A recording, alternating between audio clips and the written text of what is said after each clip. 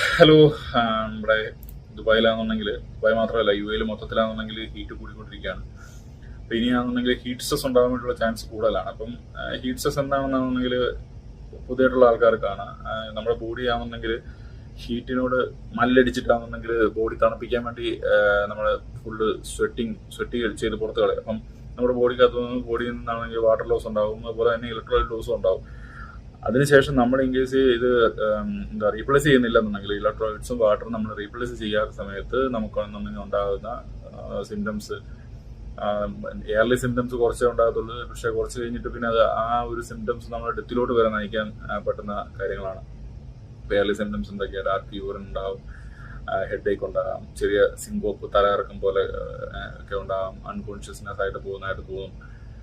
അങ്ങനെയൊക്കെ വരുമ്പോഴും നമ്മൾ വാട്ടറും ഇലക്ട്രോലൈറ്റും ഒന്നും റീപ്ലേസ് ചെയ്യാത്ത വട്ടത്തിൽ അവസാനം വരുന്നതാണ് ഈ ഡെത്ത് എന്ന് പറയുന്ന സംഭവം. ഓക്കെ, അപ്പം നമുക്കിതിനെ എങ്ങനെ പ്രിവെന്റ് ചെയ്യാന്നുള്ളതാണ് ആദ്യം നോക്കേണ്ടത്. പ്രിവെന്റ് ചെയ്യാന്ന് വെച്ച് കഴിഞ്ഞാൽ നമുക്ക്, ഞാൻ പറഞ്ഞല്ലോ, വാട്ടർ ലോസ് ഉണ്ടാകുമ്പോഴത്തേക്കാണ് വരുന്നത്. റീപ്ലേസ് ചെയ്യണം. റീപ്ലേസ് ചെയ്യുന്നത് എങ്ങനെയാണെന്ന് നമുക്ക് വെള്ളം കുടിക്കാം. വെള്ളം മാത്രം കുടിച്ചാൽ മതി. നമുക്ക് വെള്ളം മാത്രം കുടിച്ച് കഴിഞ്ഞാൽ നമ്മുടെ ഇലക്ട്രോലൈറ്റ് ബാലൻസ് ആകത്തില്ല. അപ്പോൾ അതിനുവേണ്ടി നമുക്ക് ഇലക്ട്രോലൈറ്റ് പൗഡർ ഉണ്ട്, അത് കലക്കിയിട്ട് അത് കുടിക്കാം. സൈഡിലൊക്കെ അവൈലബിൾ ആയിരിക്കും.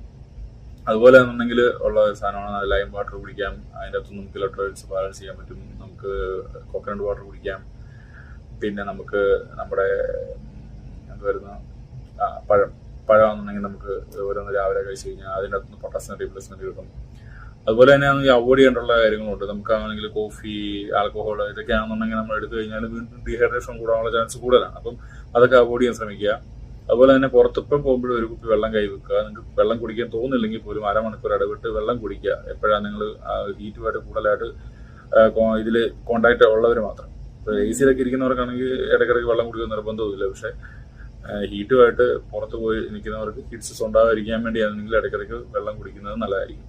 ഓക്കെ, പിന്നെ നേഴ്സുമാർ ഇനി ഹീറ്റ് സ്ട്രോക്ക് ഉണ്ടായതിനു ശേഷം എന്ത് ചെയ്യാൻ പറ്റും? ഹീറ്റ് സ്ട്രോക്ക് ഉണ്ടായി നമുക്കൊരു പേഷ്യന്റിനെ വന്ന് കിട്ടിക്കഴിഞ്ഞാൽ അവരെ എത്രയും പെട്ടെന്ന് ആ ഒരു സിറ്റുവേഷനിൽ നിന്ന് മാറ്റുക എന്നുള്ളതാണ്. ഒരു ചൂടായിട്ടുള്ള ഒരു ഏരിയയിലാണെന്നുണ്ടെങ്കിൽ പെട്ടെന്ന് അവരെ അവിടെ നിന്ന് മാറ്റി എത്രയും പെട്ടെന്ന് അവരെ ബോഡി കൂളാക്കുക, അവരുടെ ഡ്രസ്സൊക്കെ ആണെന്നുണ്ടെങ്കിൽ നയിച്ച് അവരെ കൂളാക്കുക, കൂൾ ഡൗൺ ചെയ്യുക എന്നുള്ളതാണ് മെയിനായിട്ട് നമുക്ക് ചെയ്യാൻ പറ്റുന്നത്. അതിനുശേഷം അവരുടെ വൈറ്റൽസ് ഇമ്പ്രൂവ് ആവുന്നുണ്ടോ നോക്കുക. അവർക്ക് അത്യാവശ്യം ഒരു ഇലക്ട്രോലൈറ്റ് റീപ്ലേസ് ചെയ്യാൻ കുടിക്കാൻ പറ്റുന്നുണ്ടെങ്കിൽ അത് റീപ്ലേസ് ചെയ്യുക. ഇനി പറ്റുന്നില്ലെന്നുണ്ടെങ്കിൽ ഞാൻ നേരത്തെ പറഞ്ഞ പോലെ പെട്ടെന്ന് ആംബുലൻസ് വിളിക്കുക, അവരെ ഷിഫ്റ്റ് ചെയ്യുക എന്നുള്ളതാണ്. ഓക്കെ, അപ്പോൾ ഇതിനെ സീരിയസ് ആയിട്ട് കാണുമെന്ന് വിചാരിക്കുന്നു. എന്തെങ്കിലും ഹീറ്റ് സ്ട്രെസ്സിനെ പറ്റി കൂടുതലായിട്ട് ഡൗട്ടുകൾ കാര്യങ്ങളൊക്കെ ഉണ്ടെന്നുണ്ടെങ്കിൽ ചോദിച്ചു കഴിഞ്ഞാൽ എനിക്കറിയാം, ഞാൻ പറഞ്ഞുതരാം. എൻ്റെ അനുഭവം ഷെയർ ചെയ്യാം. ഓക്കെ.